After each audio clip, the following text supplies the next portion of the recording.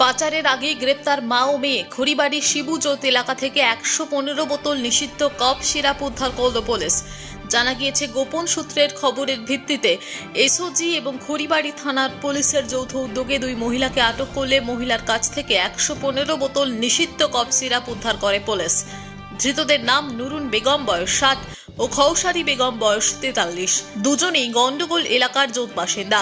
ধৃত মহিলার সাথে আরো জড়িত রয়েছে কিনা কেউ তদন্ত শুরু করেছে খড়িবাড়ি থানার পুলিশ।